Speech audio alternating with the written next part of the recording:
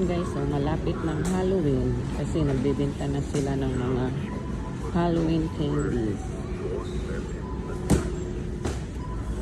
Ayan, dami ng mga Halloween candy. Pero mahal pa siya guys. $30.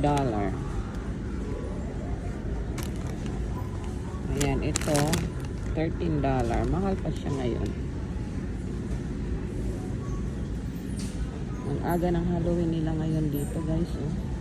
Ito siya is $5.99. So it's not too bad. Pero pag after Halloween yan, mga half price na lang mga to. Yan, KitKat. This is one of my favorite, KitKat. $5.99.